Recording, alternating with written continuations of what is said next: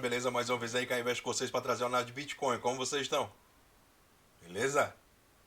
Aí sim! Então, hoje é 2/10/2020, às 11h18 da manhã, estamos começando aqui mais uma análise de Bitcoin e Ethereum. Não poderia deixar de se agradecer agora que somos, meu irmão, 3.050 inscritos aqui no canal, meu irmão. Muito obrigado a todos vocês aí que estão se inscrevendo no canal, ativando as notificações, deixando seu like aí e também a sua opinião, que é muito, mas muito importante aqui pra gente seguir juntos, beleza? Galera, setupzinho novo aqui, computador novo, já gravando, fazendo aqui o primeiro teste, microfone novo. Espero que vocês gostem aí da qualidade do vídeo. Eu acho que não sei se vai ficar melhor, se vai ficar pior, se vai ficar um pouco melhor. Acho que vai ficar melhor aí. A ideia é sempre melhorar e trazer conteúdo novo para vocês. Então, primeiro de tudo, como sempre, se inscreve nos grupos do Telegram. É lá que você vai ter acesso a primeiro participar das aulas, né? Porque é lá que eu lanço, né, as aulas de yield hacking. Acho que na próxima semana não, mas na outra semana a gente já vai ter aula de yield hacking. Passando essa semana que vem agora na outra, a gente vai ter na segunda-feira que vem, passando a segunda, na outra segunda-feira, a gente vai ter as inscrições abrindo aí para vocês participarem da turma de yield hacking. Vai ser a sexta turma para você aprender como você utiliza esses protocolos de DeFi para rentabilizar suas criptomoedas dentro da sua carteira, beleza? Tamo junto. Então é isso aí, galera. Muito obrigado a todo mundo. Se inscreve nos grupos do Telegram, é muito importante, o grupo do Cainvest e o grupo do MakerDAO, né? Então tamo junto. Brigadão aí. Brigadão a todos aí que estão participando e é nóis, né? Então, o mundo é de quem investe, a gente segue e vamos começar aqui falando sobre o nosso Crypto Fear and Greed Index, né? Que é exatamente esse índice que a gente consegue ver como anda o mercado, como anda o sentimento do mercado, né? Exatamente, a gente tem medo e a gente tem a ganância, né? O fear e a greed, né? Então, nesse sentido, a gente está com um medidor que quando ele está acima, quando ele está nos 50 pontos, ele está extremamente neutro. Quando ele está acima dos 50 pontos, ele está na ganância. Quando ele está abaixo dos 50 pontos, que é o caso que a gente está vendo aqui agora, na casa dos 41 pontos, a gente está na área do medo, né? Então é interessante a gente ver. Tivemos várias notícias aí no mercado. Então a gente continua analisando aqui, acompanhando esse indicador com vocês, porque realmente é bem interessante o que a gente tem visto aqui e se beneficiado, né? Então o que a gente está vendo aqui, que nesse indicador a gente está testando aqui os pontos de suporte aqui de baixo, né? Das mínimas aqui que a gente tinha.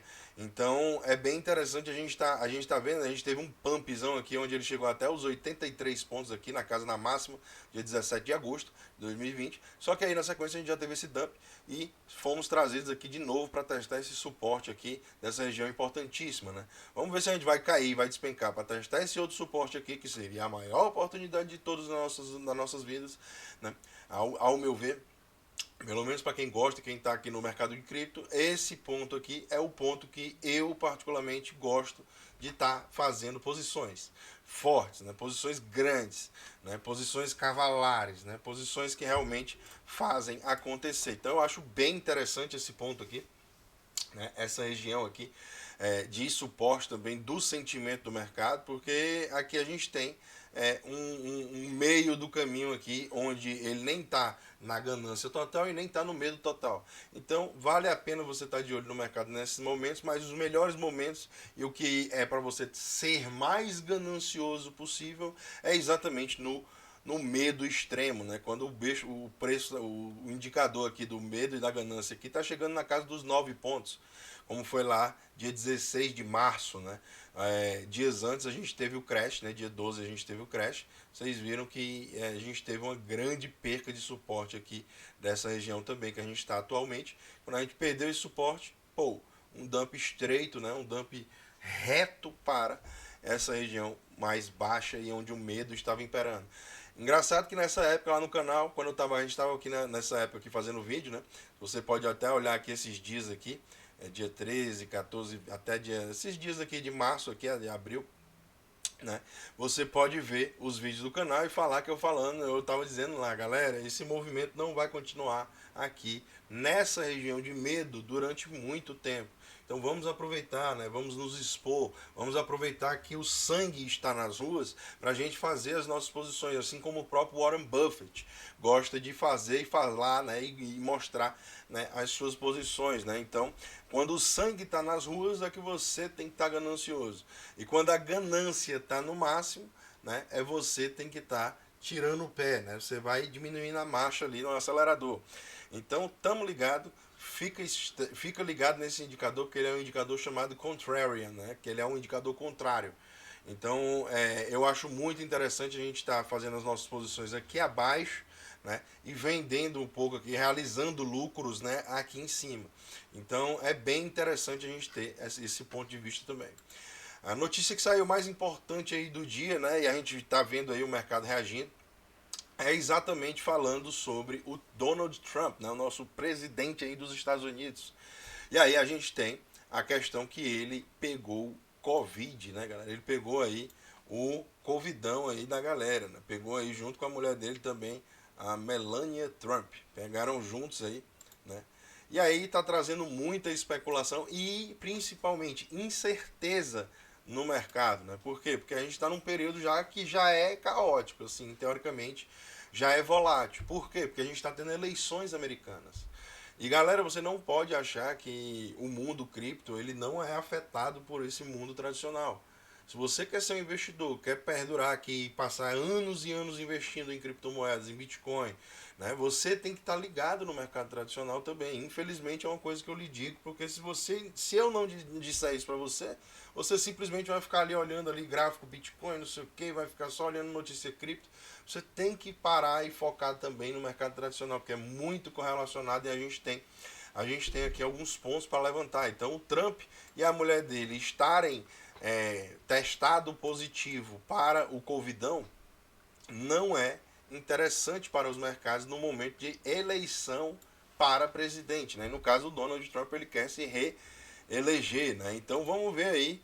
Tomara que também eles se recuperem logo e tal e continuem a sua jornada aí. Eu não desejo mal a ninguém, é só alegria. E a gente não deseja nada de coisa ruim para ninguém, né? Isso não pode desejar, nunca na sua vida deseje nada de ruim para ninguém, porque no momento que você faz isso, né? Aí a coisa ruim pode acontecer com você, né? Aquele tal daquele karma, né? Então vamos ficar ligado aí, galera, porque realmente é bem impactante, né? E aí já trazem muitas conjecturas, né? A gente teve um debate aí terça-feira passada entre o Trump e o outro principal candidato, que é o Biden, né? Então só tem eles dois.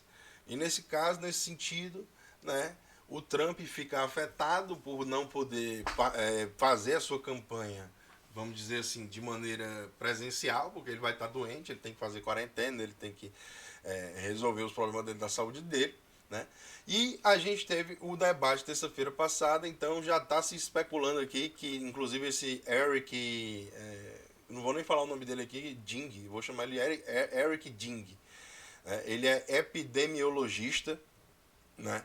E deve ter uma credibilidadezinha para estar falando isso aí, porque tem muito seguidor. E ele está falando aqui exatamente sobre a questão do Trump, do Trump poder ter até infectado o Biden, né? Nesse debate político que eles tiveram aqui, provavelmente em algum momento aqui. A gente não sabe se essa distância aqui era uma distância segura o suficiente, né, para poder fazer acontecer. O engraçado é que nesse vídeo aqui, né, o Trump ele fica reclamando do Biden porque todo lugar que ele vai, da entrevista, dá tudo, o cara tá com uma máscara maior do que a cara dele. Então, I don't wear masks like him. Every time you see him, he's got a mask. He could be speaking 200 feet away from it. He shows up with the biggest mask I've ever seen. então ele fala que o cara teve a maior máscara que ele já viu na vida. Olha a loucura. É muita onda, né? Então o Trump ele é um showman à parte, né? Mas aí é uma coisa que realmente acontece, né? A gente tem que lembrar que ambos os candidatos já estão acima dos 70 e poucos anos, então é uma situação complicada, né? Porque complicado, né? A doença dessa daí, nesse tipo de galera aí, elas tendem realmente a impactar, e os mercados não gostam de incerteza, né? E incerteza traz o quê? Traz volatilidade. Uma das coisas que aconteceu foi o que o Zach Vowell aqui trouxe pra gente, né? E eu tô só aqui compartilhando com vocês. Gold soaring, né, que é exatamente o gold está explodindo aí, e o Bitcoin crashing, né, então na notícia do Trump Covid-19. Né, então é interessante a gente ver esse gráfico, é exatamente ele falando aqui que o gold começou a disparar nessa sequência, né, porque aumentou a incerteza no mercado, né, o ouro começou a subir e o Bitcoin começou a cair. Né? Então, a gente tem que levar em consideração também que existem várias vertentes aí. Né? Os investidores institucionais eles ainda não veem, né, o Bitcoin como esse porto seguro. Né? Assim como a gente aqui no caso a gente vê. Né? Então, a única coisa que eu posso dizer para você é que você tem que estar diversificado e segundo, você tem que estar, né, você tem que estar preparado para ambos os cenários. Né? Então, o que eu lhe digo é que a gente vai ter muita volatilidade aí nos próximos meses, né? Principalmente esse mês de outubro aí, eu estou esperando muita volatilidade. Né? E a gente tem aqui uma das coisas interessantes que acontece nesse mercado que, historicamente, desde 1950 nunca aconteceu. Né? E o que é isso? É exatamente o que a Lynn Alden aqui traz para a gente. Vou até seguir ela aqui. Ela traz exatamente aqui um gráfico do Fed, né, que é do Banco Central Americano, né, que é o instrumento de informações que o Fed, né, o Banco Central, o FED, né, ele traz para as pessoas. Então ele tem um Fed que é para trazer essas informações. A linha vermelha é o tanto de dinheiro que o governo americano está recebendo, né? Através do produto interno bruto, né? Do tanto que é gerado ali de impostos e o tanto que o governo consegue coletar e receber para poder gastar. E a linha azul, galera, que teve essa movimentação aqui, muita gente pode achar que é uma coisa que aconteceu errada. O cara botou o gráfico errado. Né? O que acontece é o seguinte, essa linha azul ela representa exatamente o gasto, né? O tanto de despesas, né, que estão sendo realizadas aí pelo governo americano. Né? E como você vê, né, o crescimento das despesas é exponencial. E o tanto que se recebe, ele ainda continua no mesmo patamar. E essa conta ela não fecha. Né? Essas áreas em cinza, mais escura aqui, essas áreas aqui cinza, são áreas de recessão. Todas essas recessões econômicas, você pode ver que antes da recessão a gente teve um grande spike, né? A gente teve um grande spike, que eu digo uma grande alta nessa linha azul. Então a linha azul sobe em 1950, a gente tem recessão. A linha azul sobe, recessão. Né? A linha azul sobe, recessão. Linha azul sobe, recessão. Aí ela cai, sobe aqui, recessão. Sobe, recessão. Né? Sobe, recessão. Toda vida que sobe é recessão. Né? Subiu, recessão. E aí, galera, desde 1950, né? Então o gráfico não mente. Agora o que acontece é que a gente teve a maior alta da história toda, do bagaço todo. E aí o que vai vir depois disso, será que vai ser a maior área cinza da região? Eu queria que você deixasse aí no comentário a sua opinião, né? O que você considera, o que você acha interessante, beleza? Tamo junto, né? Então é nós e a gente segue.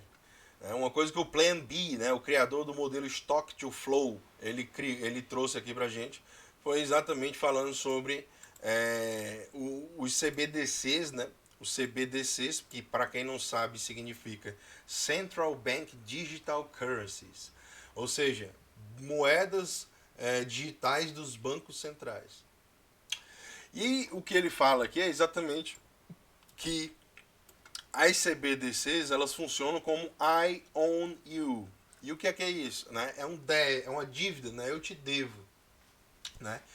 Existe o risco de crédito nessa dívida. Né? Quando você tem uma CBDC, você tem uma dívida e um risco de crédito, porque você tem uma dívida. Né? E essa dívida ela pode ser ainda debased, que é exatamente inflacionada. E aí quando você tem Bitcoin ele fala aqui que Bitcoin é exatamente cash, né? É dinheiro, né?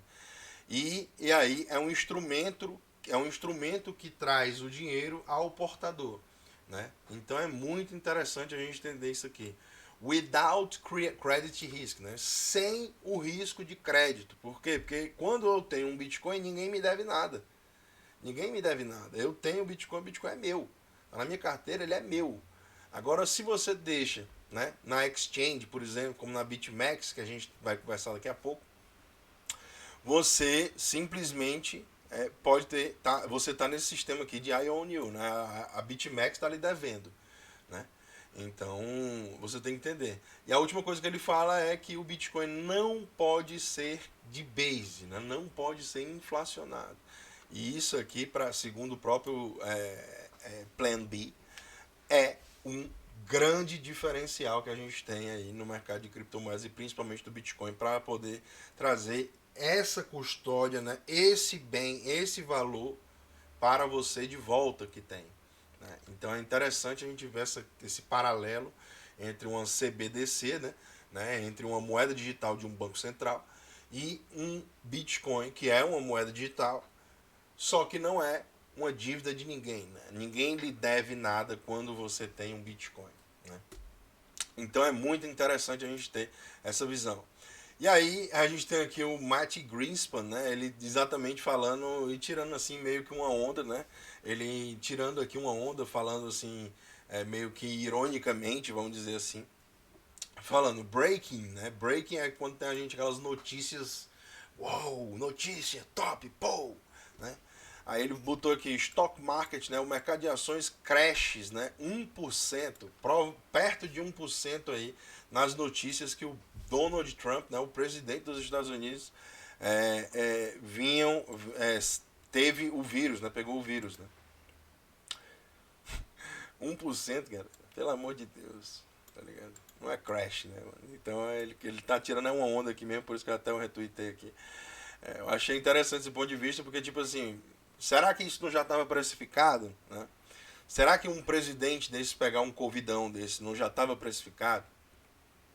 O mercado já estava esperando algum tipo de movimento desse, entendeu? E assim como aqui no Brasil a gente teve, por exemplo, o exemplo do Bolsonaro, que levou a facada e acabou ganhando a eleição, lá nos Estados Unidos a gente pode ter o Trump, que pegou o covidão e acaba ganhando a eleição, mesmo estando atrás das pesquisas e nas casas de aposta. Né? Nas casas de aposta a gente vê que o Biden está com 60% de chance e o presidente Trump está com questão de 40 e poucos por cento. Então é interessante aí a gente entender como funciona essa mecânica aí, 40%, 60%, né? Eles estão aí nessa média aí mais ou menos. Então é interessante a gente ver que o mercado não deu a mínima, né? 1%, 1% ninguém está aí, né? E uma das coisas que acontece é exatamente isso aqui. A gente tem mais duas coisas para falar hoje, né? Muita notícia. E aí a gente tem o cara da BitMEX, né? O Arthur Reis, que é o CEO da BitMEX, né? Passando por um problema grande, né? Que é a CFTC, que é a Commodities Future Trading Commission, né? CFTC. O órgão regulamentador lá dos Estados Unidos que regulamenta trade, né, de commodities, de futuros de commodities, né. É bem interessante a gente ver que o que acontece é o seguinte: a BitMEX ela já vinha sendo acusada de várias e várias vezes de fazer lavagem de dinheiro para pessoas que não têm os documentos, né. Aqui tem todos a petição aqui e o alvará não, o acórdão, né, que diga da decisão aqui do juiz, que no caso acabou de prender, né, os americanos eles prenderam o CTO, né, o CTO, né, o Chief Technology Officer. Chief Technology Officer foi o cara que é o pica da programação, né? O cara é o pica da programação lá dentro da BitMEX, né? O chefe de desenvolvimento da BitMEX, ele foi preso pelas autoridades dos Estados Unidos, né? Então imagina aí você que tem o dinheiro depositado dentro de uma corretora como essa, né? Eu nem dormia se eu tivesse dinheiro em corretora assim, principalmente numa BitMEX como essa, né?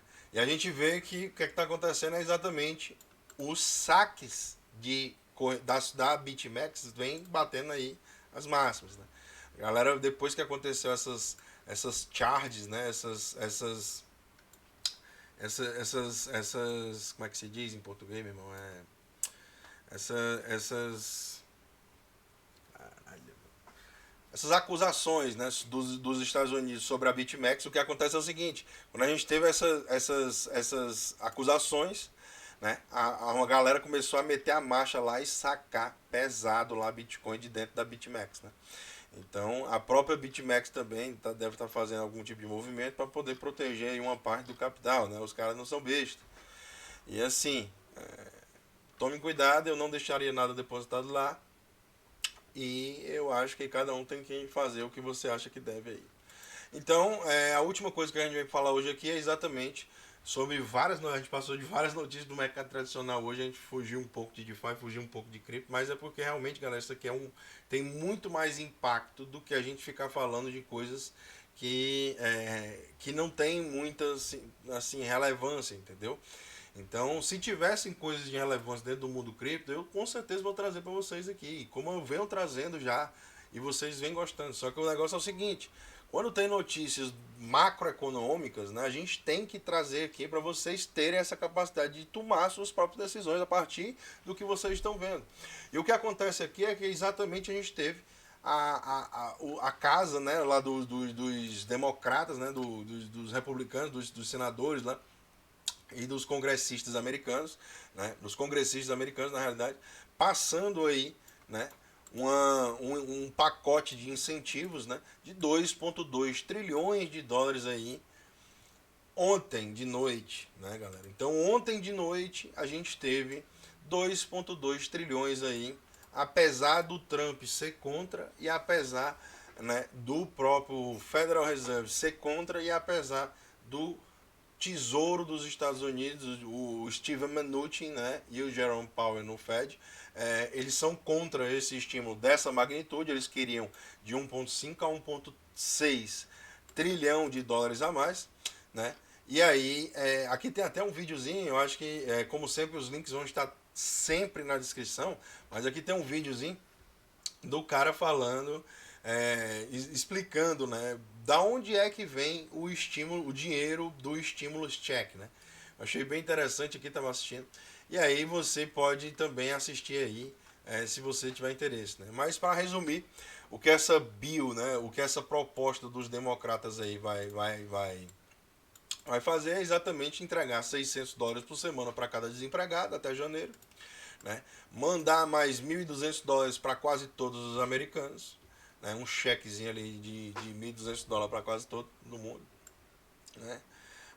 436 bilhões aí para ajudas para os estados e governos locais, 436 bi, né? A gente vai ter aí uma nova rodada, aí, um novo Paycheck Protection, né? Vai ter um novo programa de empréstimos para quem está precisando pagar os seus funcionários, não está conseguindo. 25 bilhões aí para pagar os custos do payroll, né, dos funcionários das linhas aéreas, né?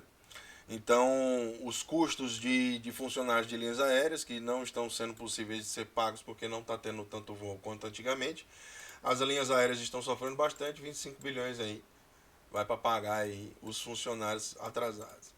75 bilhões, né, para poder ajudar no teste do Covidão e mais a questão de fazer o tracing, né, fazendo ali exatamente a busca ali, né, por essa questão, né, fazer tipo um acompanhamento, vamos dizer assim, né.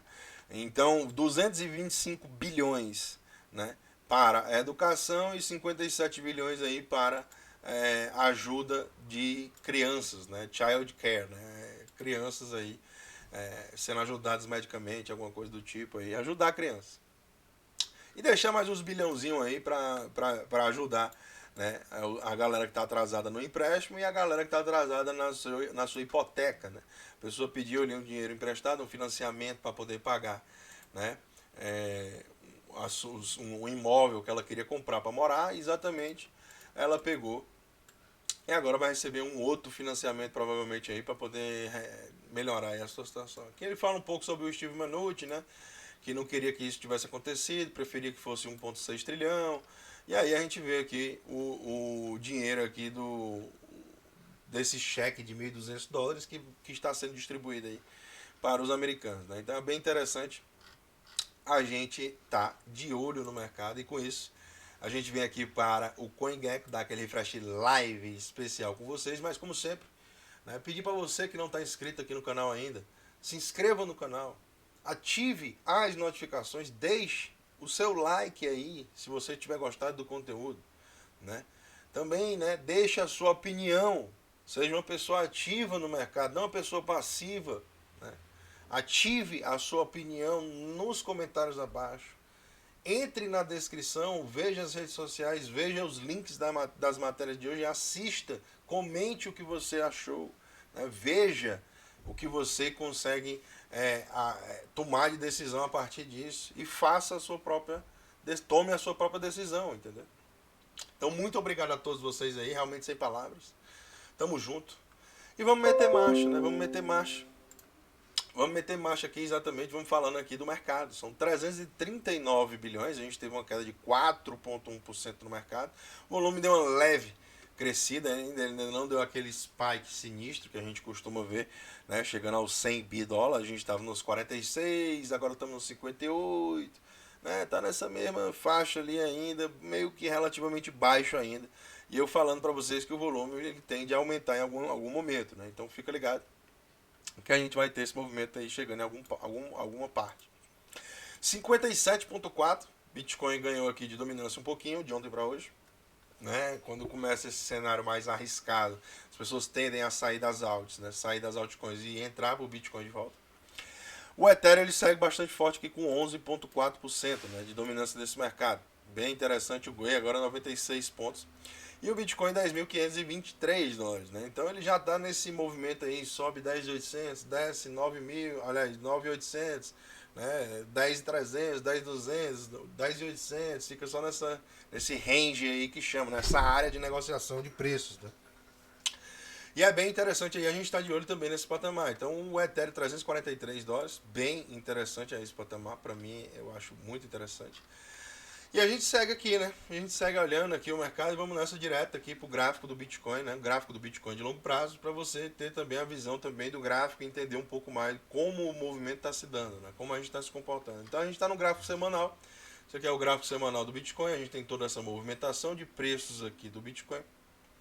E a gente tem o Bitcoin continuando ainda acima de todos os nossos fractais. Fractal mais importante agora para que se mantenha no gráfico semanal, fractal 21 períodos, que também no caso é o mais fraco, né? Quanto menor o fractal, mais fraco ele de ser perdido, né? De ser superado, caso seja uma resistência, caso seja um suporte de ser perdido, né? Então a gente tem que entender esses movimentos para poder participar. E o que está acontecendo aqui é que a gente teve esse movimento, né? Muito interessante aqui no caso, onde ele testou na semana passada o nosso fractal 21 períodos, foi lá para cima e voltou. O que está acontecendo agora é que a gente está tendo aqui depois, nessa semana que está acontecendo o Trump com não sei o que, BitMEX, não sei o que. BitMEX é uma corretora que tem muito volume, né, galera? Vocês sabem.